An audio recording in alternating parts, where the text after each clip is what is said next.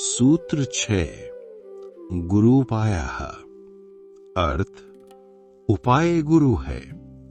पिछले सूत्र में बताया गया कि साधना के द्वारा चित्त शुद्धि होती है, जिससे सुप्त चेतना शक्ति जागृत हो ऊर्ध्वगमित होती है, और इस ऊर्जा के ऊर्ध्वगमन की अंतिम परिणति आनंद और मुक्ति की अवस्था है।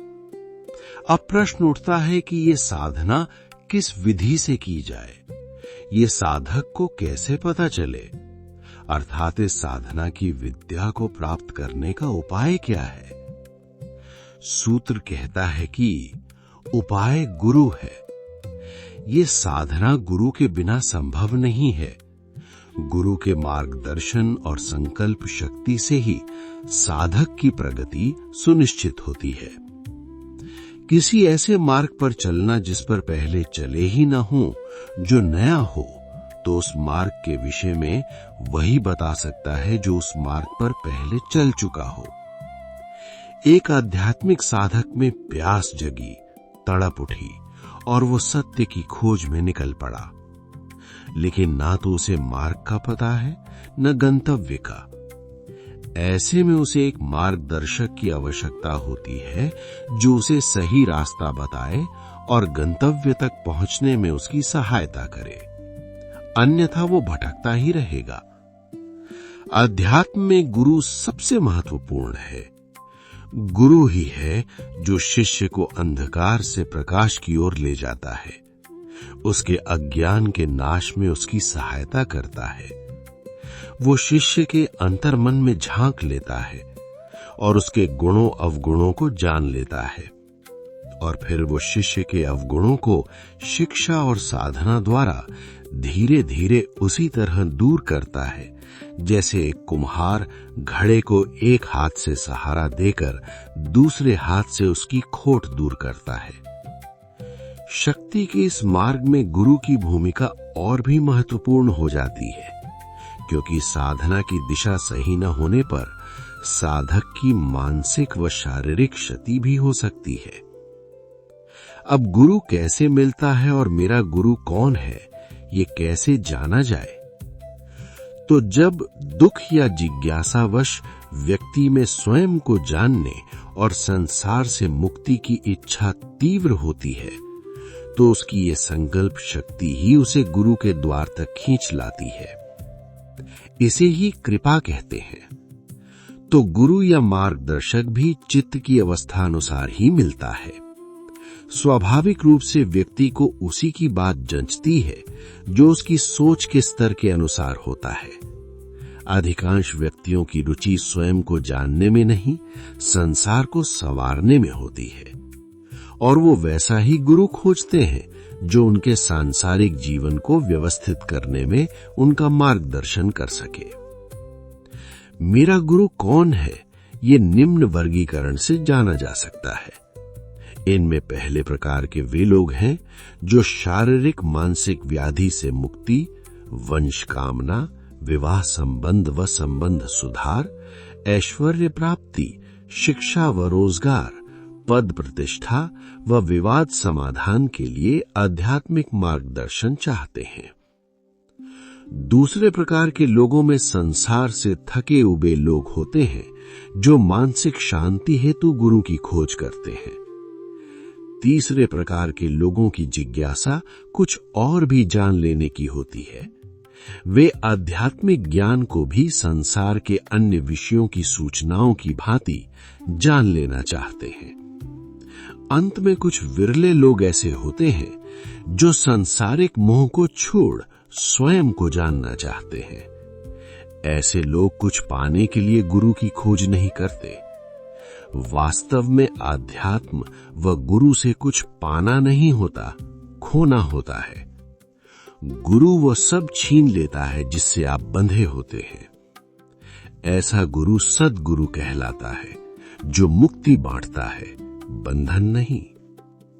मजे की बात यह है कि अंतिम प्रकार वाले को गुरु स्वयं ही खोज लेता है। उसे केवल गुरु प्राप्ति की चाह से प्रार्थना करनी होती है। जब शिष्य तैयार होता है तो सद्गुरु स्वयं प्रकट हो जाता है। तैयार होने का मतलब है लक्ष्य स्पष्ट होना और ज्ञान का अधिकारी होना।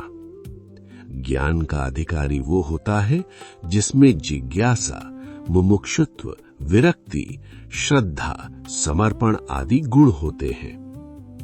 जिस गुरु की बात आसानी से समझ आए, जो प्रिय हो, जिसके प्रति आकर्षण हो जाए, जिसका सिखाया आपके अनुभव में खरा उतरता हो, जिसके सानिध्य में आपकी आध्यात्मिक प्रगति हो रही हो, वही आपका सद्गुरु है। सूत्र 7, मातृका चक्र संबोधा, अर्थ माया के चक्र का सम्यक बोध हो जाना। पिछले सूत्रों में जाना कि गुरु के सानिध्य में साधना करके साधक की चित्त शुद्धि होती है और चेतना शक्ति का विकास होता है। अब ये सूत्र कहता है कि चेतना का उत्थान होने से अब साधक को माया यानी शरीर, मन और जगत का सम्यक ज्ञान हो जाता है। शरीर, मन और जगत का ज्ञान उसे पहले भी हो रहा था, पर वो सम्यक नहीं था। बुद्धि अशुद्ध होने के कारण वो इनको सत्यमान वृत्तियों में लिप्त था। सम्यक ज्ञान होने से तात्पर्य है माया की वास्तविकता को जान लेना कि ये मिथ्या है, ये शरीर, मन और जगत वास्तव में प्रतीति मात्र है और मैं इनको जानने वाला शुद्ध चैतन्य हूं। स्वयं का ज्ञान होने से वो प्रकृति के रहस्यों को भी जान जाता है। प्रकृति कैसे कार्य करती है, किन नियमों के अधीन ये सृष्टि संचालित हो रही है, उसे इसका बोध हो जाता है। मातृका अर्थात प्रकृति और चक्र जो भी अस्तित्व में चल रहा है, घट रहा है। ये प्रकृति का चक्र क्या है, कैसे चल रहा है, किन नियमों एवं प्रक्रियाओं से चल रहा है, साधक को उसका बोध हो जाता है। सम्यक बोध कैसे होता है? एक सामान्य व्यक्ति की दृष्टि बहिर्मुखी है और उसका तादात्म्य प्रकृति के साथ न होकर शरीर के साथ है, इसलिए वो प्रकृति में समक्ष उपस्थित इन नियमों को सूक्ष्मता से जान नहीं पाता।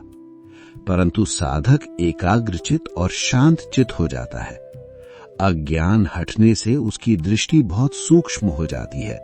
वो प्रकृति से एकाकार हो निरंतर उसके अवलोकन में होता है और विकसित हो गई अतीन्द्रिय शक्ति भी प्रकृति के रहस्यों को उजागर करने में सहायता करती है। अब संक्षिप्त में देखते हैं कि साधक प्रकृति की रचनाओं में चल रही किन प्रक्रियाओं और नियमों को जान जाता है। प्रक्रियाएं एक मौलिक प्रक्रिया के अंतर्गत तमाम प्रक्रियाएं हो रही हैं। इनमें से कुछ हैं चक्रीय, संगठनकारी, स्वयोजनकारी, प्रतिकृति, विनाशकारी, आंशिक यानी बड़ी रचना का छोटा भाग, बाध्य, कलनीय, जटिल, यौगिक आदि। नियम दृष्टि, सृष्टि, नश्वरता, द्वैध, संतुलन, सापेक्षता, संकर्षण, स्वसमानता, सुंदरता, पूर्णता, अंतर संपर्कता, कर्म यानी कारण प्रभाव, विकास क्रम। प्रकृति इन्हीं नियमों से संचालित होती है।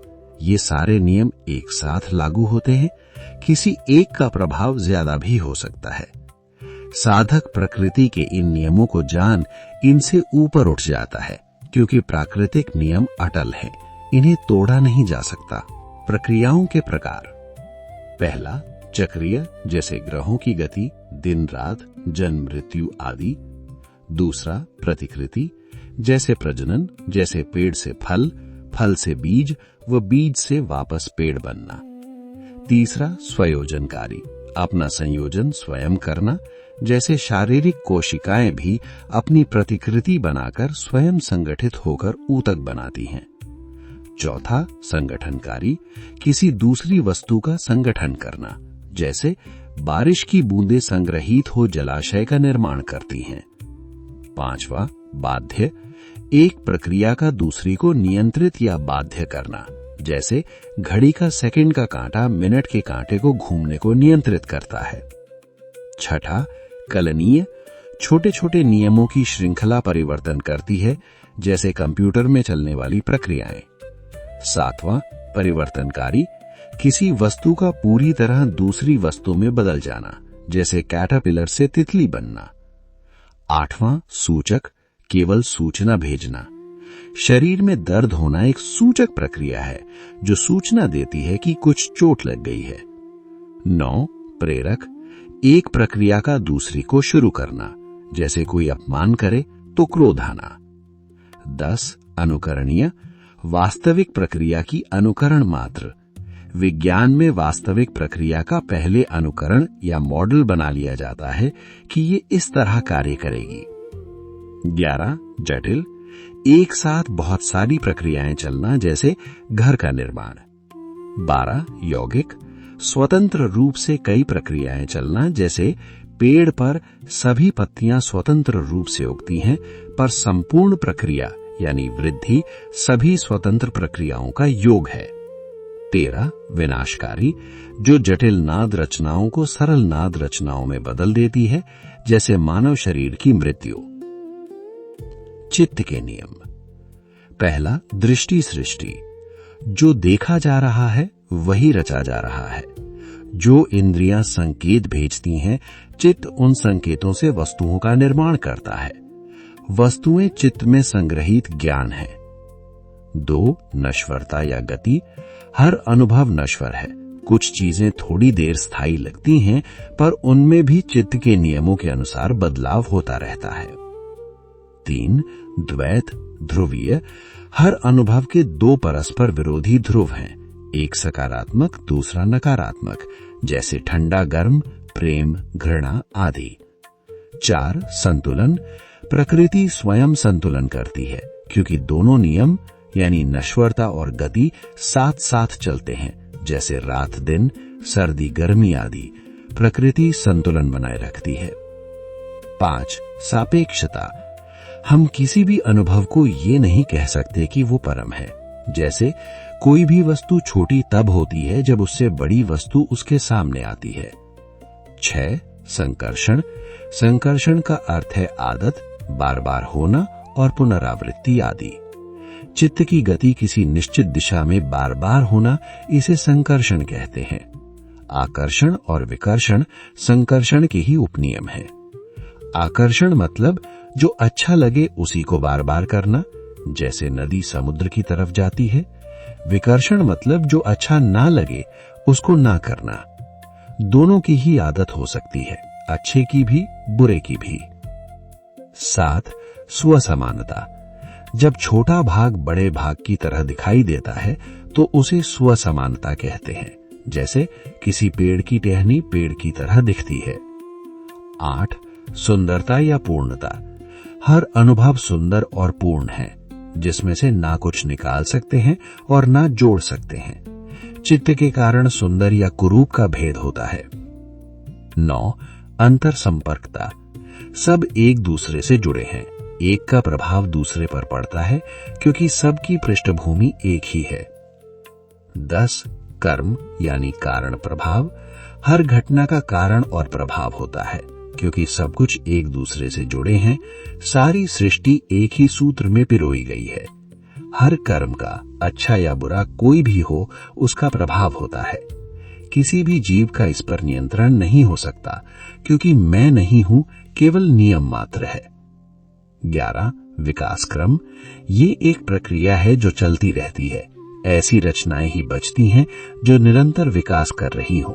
संतुलन एक विकास क्रम है।